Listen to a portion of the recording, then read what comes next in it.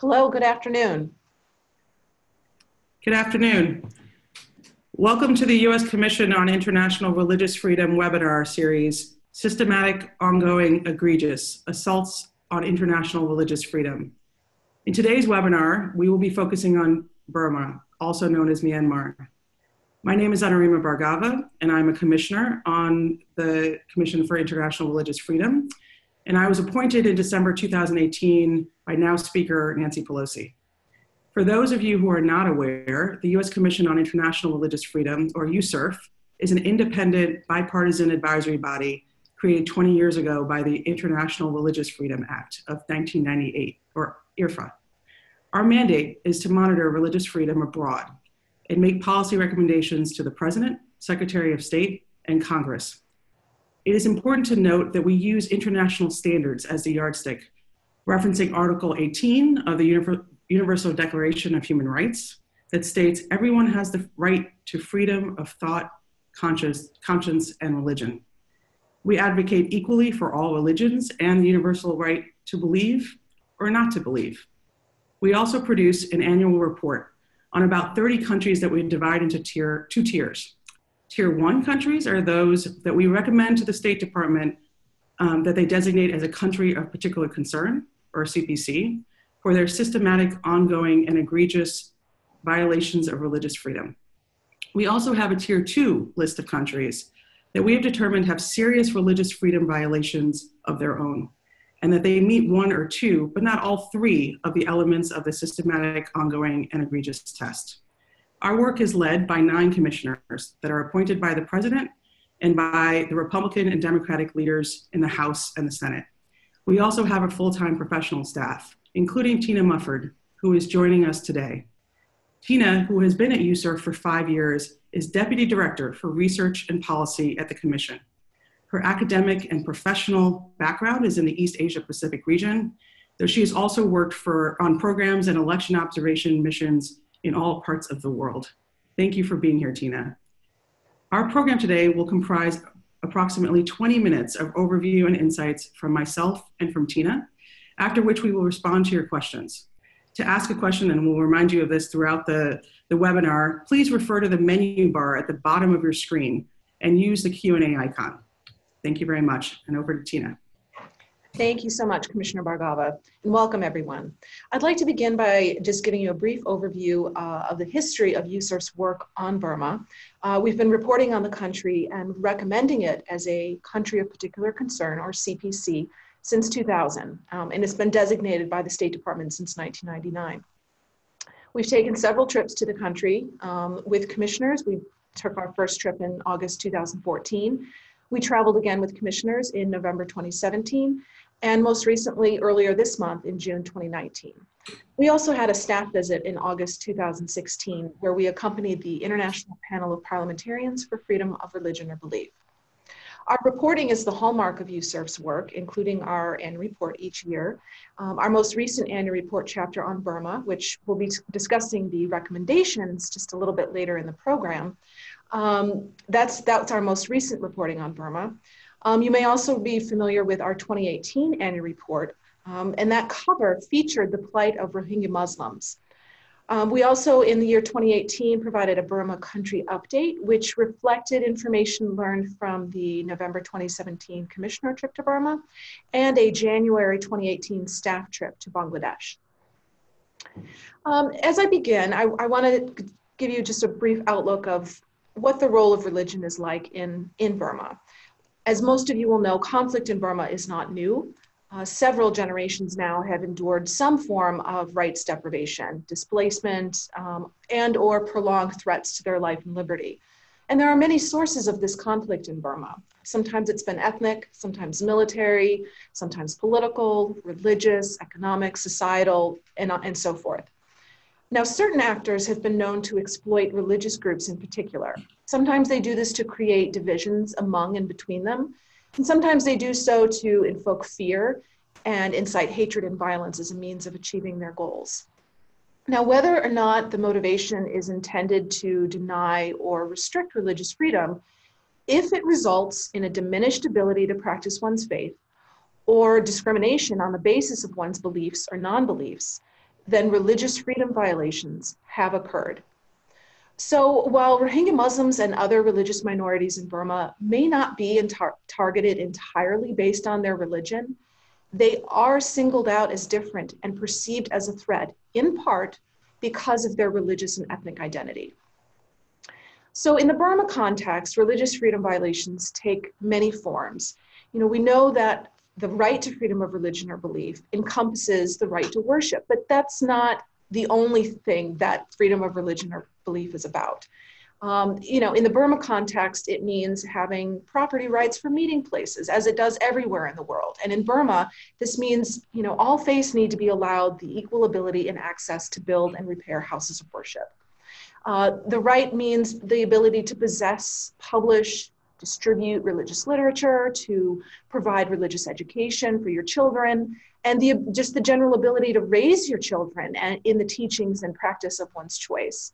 So in the Burma context, this means, being allowed to instruct in your native language, which may not be the Burmese language. It means not forcing students to study or practice Buddhism in public schools. This right also encompasses the ability to practice and observe your faith alone or in community with others, which means having that physical house of worship isn't necessary for your ability to practice, but for those who would choose to do so, that is an inherent part of that right. And as we know, the right to freedom of religion or belief is intrinsically linked to other key freedoms, such as freedom of association, assembly, speech, expression, and the media. Many of these rights are also infringed upon in various ways in Burma. So with that bit of background, I'm going to move next to the big question. How did we get here? How did we get to where we are now with the state of religious freedom in Burma? As I mentioned earlier, conflict in the country is not new at all, nor is it new specific to Rohingya Muslims and other religious and ethnic minorities. Now, some of the conflict with ties to religious and ethnic identity has been interspersed with the decades-long civil war in Burma. Your ethnic identity, for example, may predetermine your religion and your language. So if you are not the majority Burman ethnicity, if you're not the majority Buddhist religion, you are at an inherent disadvantage compared to those who are. Now, while people of different faiths have peacefully lived side by side in Burma for generations, new sources of tension and the actors willing to exploit fear and uncertainty during the country's political transition and just general recent opening up have heightened suspicions and have helped spread hate speech, particularly online. Now, several incidents typify this latest trend. If we look back just a few years to the 2 waves of sectarian violence that struck Rakhine State in 2012, here we are 7 years later, and more than 120,000 primarily Rohingya Muslims remain displaced in the country. In Rakhine State in particular. We've also seen the rise of extreme nationalist groups. For example, first 969, which then transformed into a group known as Mabata, which is now morphed itself into the Buddha Dhamma Parahita Foundation. In 2013, we saw violence in Mektala, and several of the mosques there that were shut down at the time remain closed to this day. In 2014, we saw intercommunal violence in Mandalay. 2015 was a banner year for many unfortunate reasons. It was the year that the race and religion laws came into power. They discriminate against and restrict the religious freedom of all non-Buddhists. 2015 were also the general elections in which Rohingya Muslims' voting rights were revoked, and they were denied the right to run for office. Also, this was the year that the ruling National League for Democracy chose not to field any Muslim candidates. And this means it became the first time that Muslims have had no representation in the national government. And then, of course, in 2016 and 2017, first one and then another so-called clearance operation by Burma's military and security forces, which, as we know, was a disproportionate and indiscriminate response against a group of Rohingya insurgents that has resulted in attacks on innocent civilians, including children, looting, burning, destroying property, countless arbitrary detentions and arrests, well-documented rape and other sexual violence against women, girls, and even men and boys, enforced disappearances, and extrajudicial killings. not to mention the rights deprivations that remain ongoing in Rakhine State to this very day.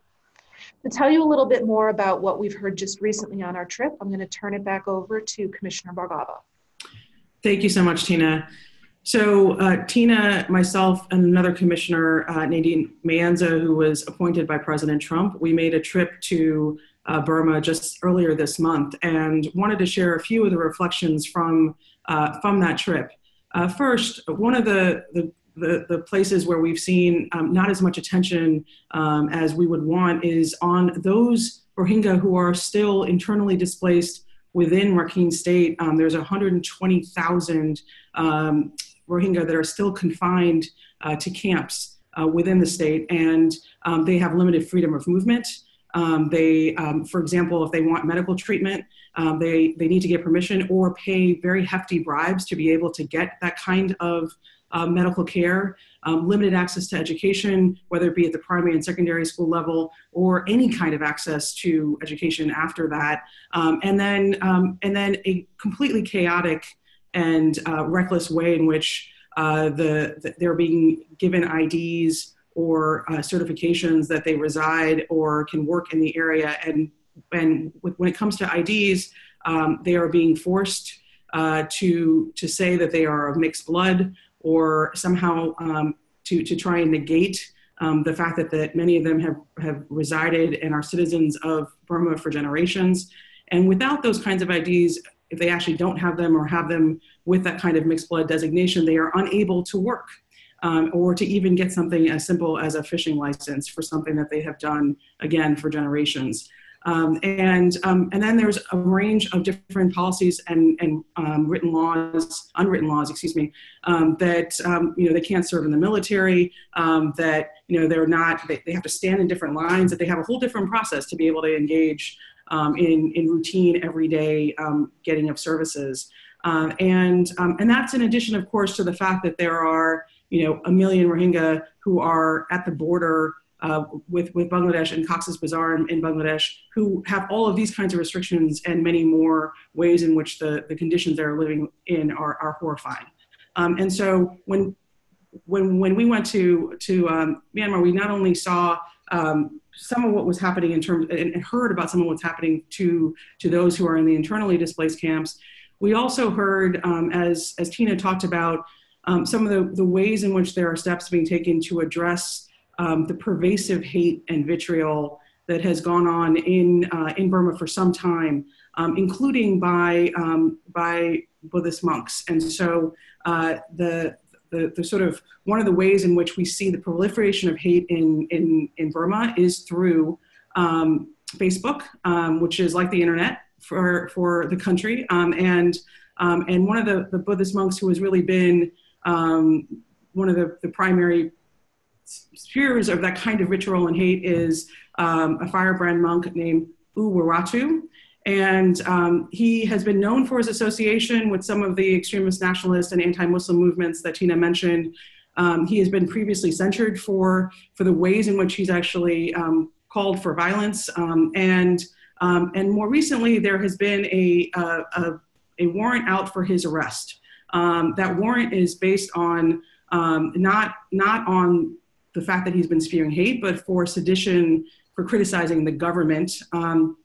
And he has not yet been apprehended by the police. And if he was, and he was tried, he would be facing 7 to 20 years in prison if he was found guilty. And so the fact that there has been a warrant out and that there are some steps taken by the government to really address someone who has been, at the baseline of some of that vitriol and hate is important. Second, we've seen some positive trends in terms of interfaith coalitions and ways in which people have really tried to support each other in the wake of religious division and hate. In this last month of Ramadan in May, there were licenses given for a couple of different temporary sites for Muslims to be able to pray in Yangon, and then there was a nationalist mob that came to some of those sites and tried to close them down. Fortunately, there as a response to that, there were a number of religious Buddhist leaders and others who came and actually gave white roses to several of the Muslim community members. They handed out those white roses. They talked about tolerance. There were Buddhist youth who joined in that. So this is an intergenerational engagement. And the after effects of that kind of message of religious and ethnic tolerance, of support, of respect and dignity continues to spread around the country in a positive way. And second, we're seeing interfaith work, and that work is happening through many different organizations locally. It happens locally in an organic way, in the way it has for many, many decades. We also see, on the national and international level, organizations like Religions for Peace, who have really had efforts underway to support ethnic and religious diversity, particularly through public school system, through degree programs, through training manuals, to interfaith workshops. Those are all things that are being explored. And when there are disruptions, for that kind of interfaith group and leadership to really be able to address that. And so those are some of the positive things that we saw while we were there. Again, I think in many ways, what's happening with the million Rohingya who are now in Bangladesh, and with those who are internally displaced, really is cause for great and continuing concern and horror in terms of what's happening. But we wanted to point out some of the positives as well. I'm going to turn it back over to Tina, who is going to give you some sense of some of the recommendations that we have made in our report and coming out of the many trips that the Commission and its staff have made to Burma over the years. Thank you, Commissioner. Yes, I'd like to do a bit of a deeper dive for you all on our recommendations, stemming from our most recent annual report chapter, but informed by this recent visit and all of our years of research and study on the country. First and foremost, we recommend that the State Department redesignate Burma as a country of particular concern, or CPC. Now, you may be aware that just last Friday, the State Department released its 2018 International Religious Freedom Report. So now the clock is ticking. The State Department has 90 days within which to make its new CPC designations. And we certainly encourage them to do so swiftly, because Burma belongs on that list. And we look forward to seeing that come to fruition sometime within the next 90 days. Next, I'd like to talk about a recommendation that perhaps might be a little confusing for some. The recommendation suggests reinstating the national emergency with respect to Burma. Now, what we mean by this recommendation is actually a more holistic approach to targeted sanctions, that in a way that robustly identifies the perpetrators of religious freedom violations in Burma. Now, some might think, okay, well, we said reinstate the national emergency. That must mean the old era of broad-based sanctions, but that's not at all what we mean here. We do, however, recommend holding the military accountable by any means possible. Not the entire economy, but the military. And there's a lot of different ways to go about this, and that's what I'd like to discuss. So, for example, you may be aware that the UN's Independent International Fact-Finding Mission recently recommended total economic disengagement with Burma's military. Now, this means more than just the assets of individual members of the military, though I'm going to talk about that in just a moment. But that said, members of the military in Burma do comprise an entire cohort of economic elite in the country. Military-owned enterprises, for example, control vast and influential sectors of the economy. This includes several illicit industries, such as the illegal trade in gems, like jade, as well as drugs, human trafficking, and corruption more broadly. They all have clear links to the military, and as well as a crony class that continue to drive the economy. So targeted surgical strike sanctions, which is what we're talking about here, will have not the detrimental Armageddon effect that those who are opposed to sanctions would lead us all to believe. Because let's keep in mind, this is about accountability. It's a way for the United States to say, we know who you are, we know what you've done, and you need to be held responsible for the crimes and atrocities you have committed. Also, the recommendation is meant to issue a strong and stern reminder of the responsibility on the private sector, the international financial institutions like the World Bank, the donor community at large, and others, to do their due diligence to avoid schemes that contribute to human rights violations in Burma, because the responsibility is on all of us. And importantly, it's a symbolic gesture that the United States is not comfortable with the status quo in Burma. It's a strong statement that the decline of overall human rights, including religious freedom, has consequences. Lifting the national emergency in 2016 was a huge carrot to Burma, and one to which its government has yet not lived up to. Now, there's a final part of the recommendation that suggests the US government should decide whether the atrocities conducted and perpetrated in the country constitute more than ethnic cleansing, like crimes against humanity or genocide. Now, the State Department last year released a report, an excellent report, documenting the atrocities in northern Rakhine State. Yet by setting out to do so, whether intentional or not, and whether implicitly or explicitly, State created the expectation that it would be making some kind of determination beyond ethnic cleansing. So there's a reason that things still feel unresolved, and everyone's waiting for the State Department and the administration more broadly to finish what it started, not just on a more appropriate and accurate label to what happened, but by following through on more targeted sanctions. Our recommendation is to use stronger language. Ethnic cleansing doesn't cut it anymore, and everyone knows it. So the administration's language needs to follow suit. The next recommendation is sort of multi-pronged. So broadly speaking, it's about supporting the ongoing investigations and atrocities and continuing to find paths to accountability. And this is not just in Rakhine State, this is in Kachin State, Northern Shan State, and other affected areas. So first, and I alluded to this earlier, we recommend additional targeted sanctions against the state and non-state actors, including members of the military, the border guard police, and other law enforcement. Now, the State Department, the US government has sanctioned 5 Burmese security officials and 2 military units. And this is exactly what we want to see, but we want to see more of it because it's been more than 10 months since the last of these sanctions under the Global Magnitsky Human Rights Accountability Act. And there's plenty of other actors who have yet to be held accountable. At the top of this list, and the most obvious that we all know, is Senior General Min Aung Hlaing. Now, of all the international actors who have imposed sanctions, the EU, Canada, Australia, the United States, none has yet sanctioned Min Aung Hlaing, and it is well past time. The next part of this recommendation encourages the United States to be actively involved in the UN's independent investigative mechanism for Myanmar, known as the IIMM. This effort is designed to collect, preserve, and analyze evidence. And this could be for any future criminal proceedings, either domestic or international.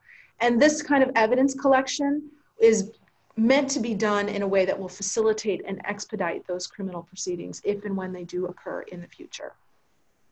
It also recommends that the US government pursue options for tribunals, and there are several. There are several opportunities, several forums for prosecution other than domestic courts. For example, there are hybrid and ad hoc tribunals. This could be similar to what was done for Yugoslavia and Rwanda. There are international courts. As we know, it may be unpopular, but it is an option, the International Criminal Court, pursuant to the Rome Statute.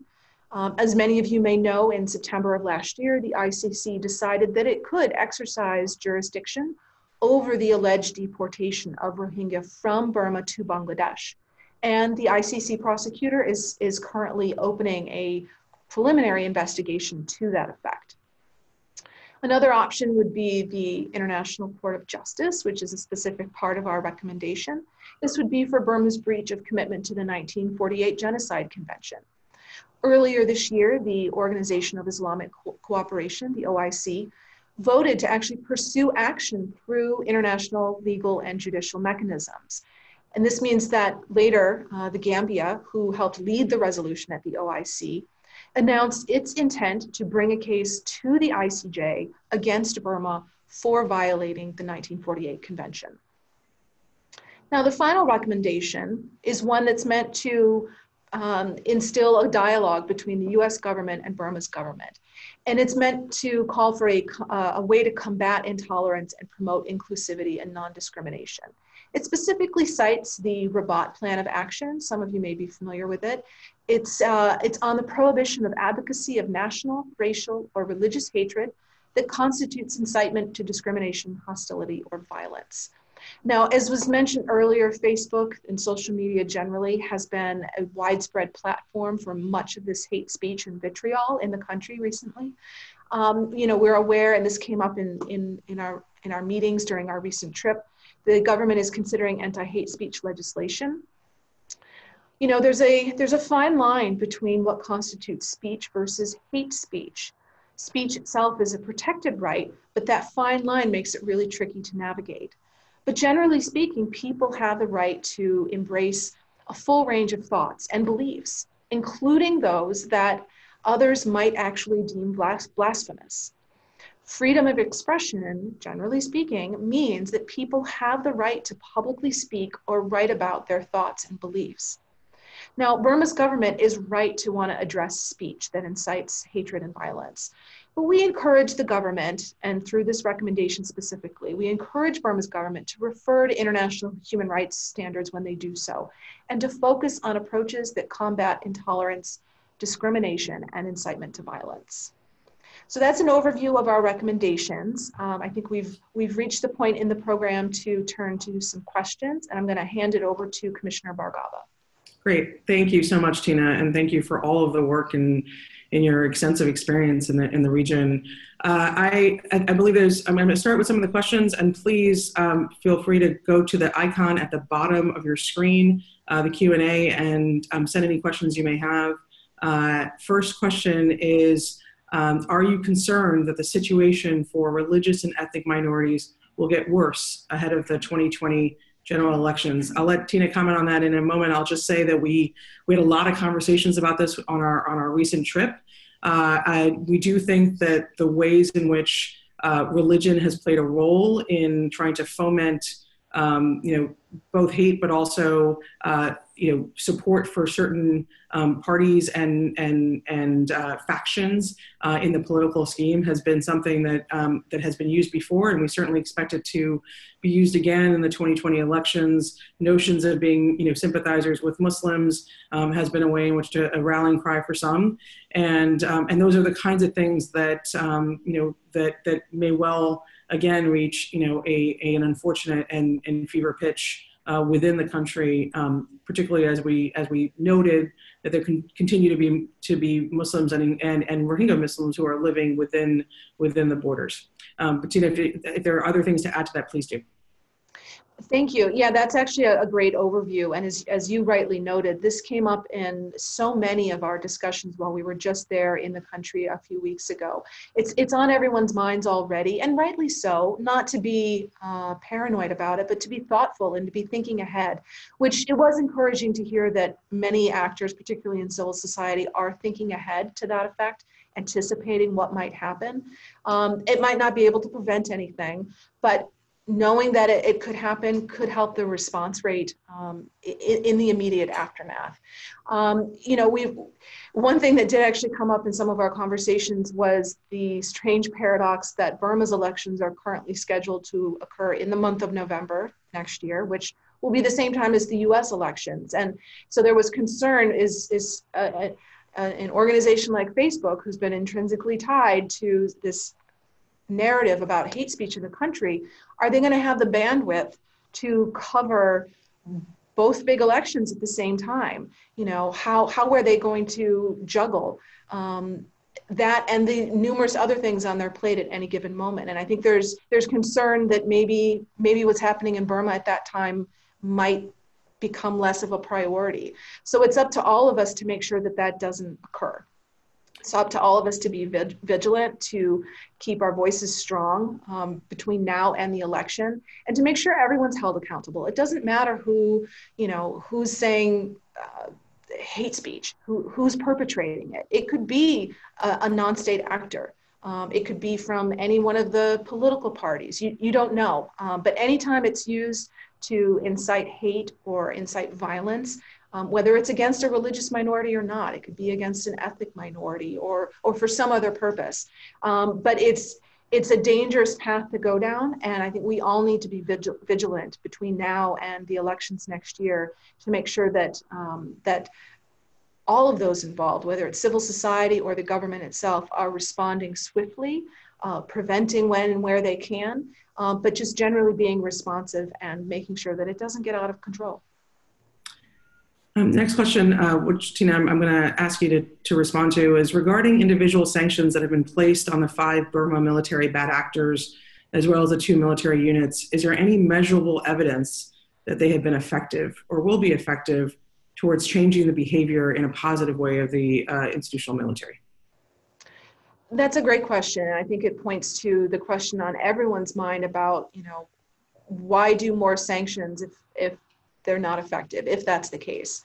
One of the arguments about sanctions is, well, maybe some of these individuals don't even have assets in the United States. So why even bother to sanction them? And I think that's sort of a false argument, quite frankly. And chickening out, if I may, the purpose of the sanctions, yes, it's an asset freeze, it's a visa ban. Those are the 2 practicable, actionable items coming from these kinds of sanctions. But it's also about sending that signal. It's about letting not just those individuals, but the entire world know that we've identified them as being responsible for these crimes and atrocities, that we've investigated them, that without a shadow of a doubt, we know that they are guilty in some way, shape, or form. And that not only that we have the evidence to prove that, but that we're willing to name names and call them out for it. And that is wherein it is intended to change behavior. The 5 specific individuals and the 2 military units, it's a good start. Some of the names that the US has sanctioned are the same ones that the EU, Canada, Australia have all sanctioned. But as I noted in my remarks, the one name that no one has yet done is Senior General Min Aung Hlaing. It's unfathomable that he hasn't yet been sanctioned because it's the most obvious one. And we certainly do hope that will come sooner than later because it's well-deserved. We know he has ties, and we hope that not just the US government, but others will follow suit sooner than later as well. Next question is sort of what are our reviews on the repatriation of the 1.2 million Rohingya who are in Cox's Bazar in Bangladesh? And just briefly, we talked to a number of Rohingya leaders and those who are in the camps over the last couple of years, and I think that there is a lot to figure out. It's an incredibly complex process and question. What is clear is that those 1.2 million Rohingya or more who have been driven out of the country in which they lived and were citizens for generations, they want to come back and have their citizenship be current.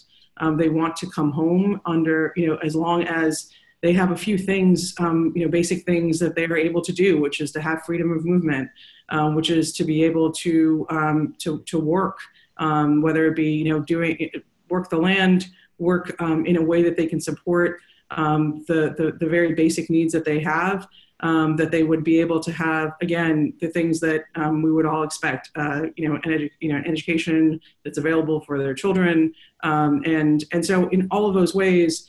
There's a desire to be able to come back, and I think that in our view, it would be important that we find a way in which those who have been in the camps and both internally and externally are able to have the very basic provisions for human dignity and for them to be able to live in a way that that they are able to sustain, to be able to be sustained, and that they can move around. And get the kind of services and that they need. And so the process of that happening and the kind of ways in which the conditions within the country can support that is something that is again incredibly complex and difficult in a lot of different reasons. But certainly there is a desire for people to come back to their home. Exactly. I think the key word that you used there was dignity. And that's so closely linked to another key word here, and that's voluntary. No one can force them to return. Of course, so many of them have expressed the desire that they do want to return home, and not just return home, but to return to their original homes. And they should have every right to do so. but they can't be forced to go, and they can't be forced into a situation where they're basically just moving from one camp-like situation to another. It has to be a situation in which they do have freedom of movement. They do have freedom to have a livelihood, to raise their families and live in safety without fear of going outside or of practicing their faith. And there's a lot of steps that have to occur for that to happen. One unfortunate thing I think we kept hearing during our recent visit was that because of the upcoming elections, a lot of this may be on hold until after November 2020, particularly the citizenship aspect. And I think without that component, that key component for Rohingya Muslims, many of them simply aren't going to want to return unless they are given some guarantee that citizenship is coming. And quite frankly, we don't blame them. That's a big component of their ability to return and live in safety and in dignity. Until that happens, which, as we heard in our trip, the elections are a bit of a time hurdle there, which just means the ever prolonged displacement of 1 million plus individuals. Tina, I'm going to ask you to take this as well, and I have a couple of thoughts on it. Given that the Burmese military controls at least 50% of the entire Burmese GDP through trade, illicit and otherwise, of gems and jade, and an understanding that it likely controls a sizable percentage of other aspects of the entire Burmese military, is it possible that there's the ability for the civilian economy to thrive? And has there been a positive trend for the civilian economy since the 2016 section-wide sanctions were eliminated? I think we're seeing some promise. I do think it's very tricky, and I'm certainly not an expert on this. I know there's a lot other smarter people in the world who can figure this out. But to separate out definitively the economy that the military controls from the rest of the civilian-led economy, that's super tricky. I'm not going to lie, but it's necessary, right? The aspects of the economy, the aspects of the government that the military still has control over, are highly corrupt, and they're feeding into the human rights abuses that continue to occur on a daily basis in the country.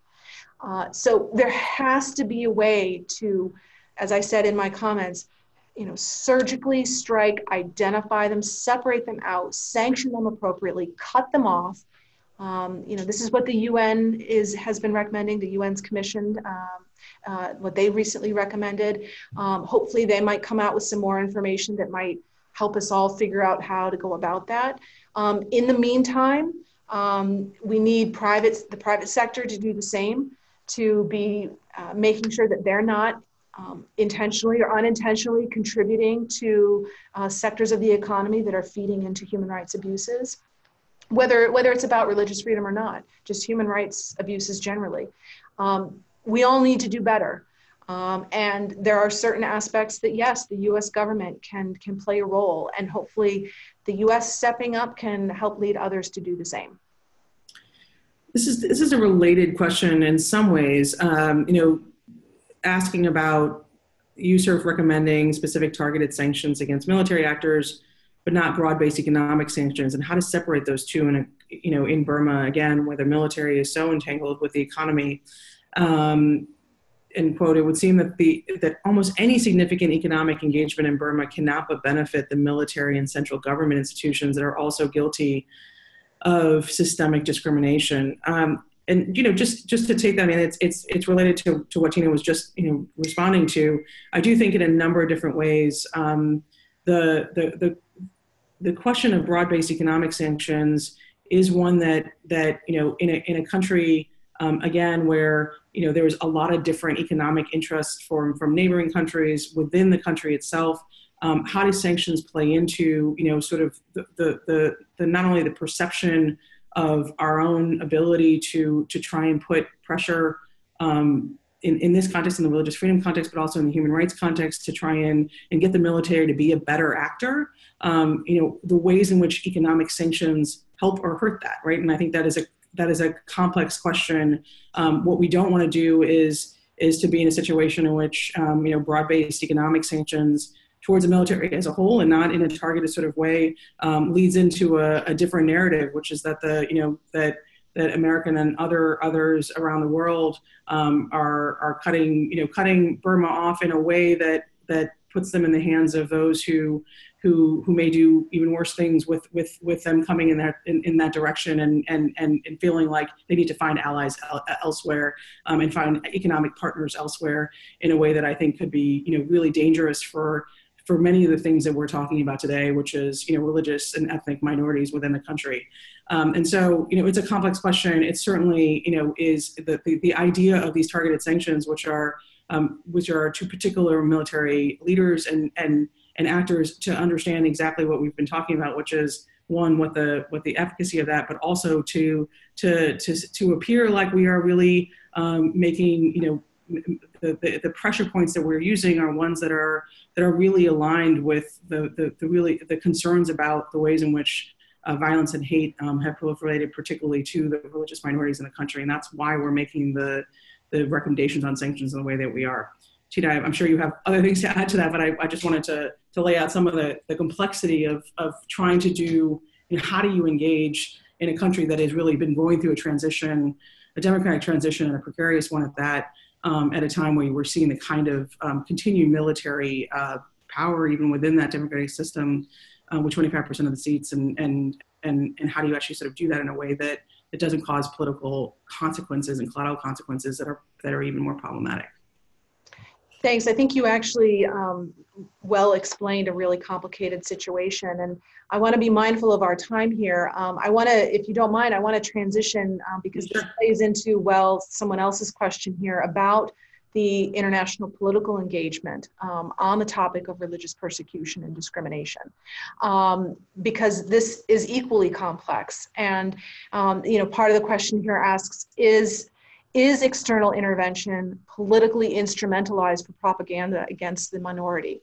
And yes, of course it is. And this is why it's important that we all endeavor to get this narrative right. It's something at USCIRF that we take very, very seriously. We know that incidents occur that aren't necessarily religious in nature, but people turn the narrative into religion because they know that it riles people up, both domestically and internationally. And that's just something we always have to have in the back of our minds. Now, if I'll just point back to something I said earlier, that whether an incident or a reaction to an incident was ever intended to be about religion or not, if the end result is that people have diminished rights to their freedom of religion or belief, or that they are discriminated against because of their beliefs or non-beliefs, then yes, religious freedom violations have occurred, whatever the original intent was or not. And that is always very tricky to parse out in any country. But in Burma, those complexities between religious identity, ethnic identity, language identity, all of those have been interspersed and intermixed for so long. Overlay that with the decades-long civil war, and you get a really messy narrative. And it's not easy to parse out, like I said. We all have to be really careful so that we're not contributing to these false narratives and feeding into those who would exploit religion for their own personal gain. We want to be really careful, and that's something, like I said, at USCIRF we take very seriously. I think we can take one more question, there's a broader question that came in about sort of what can the U.S. government be doing that it isn't currently doing. I think that we laid out in our recommendations some of the things that we hope the United States government would be doing. I do think that, again, thinking about a whole range of options and the ways in which the U.S. through its both private and strategic and sort of our diplomatic efforts can try and exert pressure in ways that will actually lead to forward movement and positive movement within the country are all going to be really particularly important. And there's a couple of those that we've already talked about. Tina, if there are others that you want to sort of to highlight, I do think that continuing to keep a highlight on what is happening both within the country and, in Cox's Bazar, and to not lose sight of the fact that there are, more than a million people who are displaced internally and, right outside of the country, and try and continue to be engaged actively in a process to try to bring them home or to a place that is safe and where they have dignity is going to be important as well. And so I think for us, it's really at the Commission, it is, as it was this year and as it certainly was last year, in our reports and in the ways in which we're engaging to be present, to be vigilant, and to continue to call out the places where we see hate and vitriol continue. I don't know if there are other things you want to add to that, Tina. Just very briefly, I'll say, to the U.S. government, please don't forget. We know there's a lot of things pulling your attention in the world, but please don't forget. This is really important. Yes, we have specific recommendations that we'd love for you to take up, but don't forget. Use Burma and the crisis there in your remarks, in your speeches, in your tweets, in your reporting. Please don't forget, because we haven't, and those who continue to suffer on a daily basis, they certainly haven't forgotten either. They can't. So we would encourage you, just speak up, and we'll be watching. Yeah. Thank you, everyone, for joining us. Just in closing, I just wanted to say a few things, which is that we really appreciate you joining us. We look forward to providing more webinars in the future that really look at different countries and topics. Visit our website at www.USCIRF.gov. Download our annual report that came out on April 29th. And Tina Mufford's email is listed on the screen, so feel free to reach out to her as well. We really thank you for joining us, and if there are any additional questions, we hope you will be able to follow up with us afterwards. Thank you. Thank you.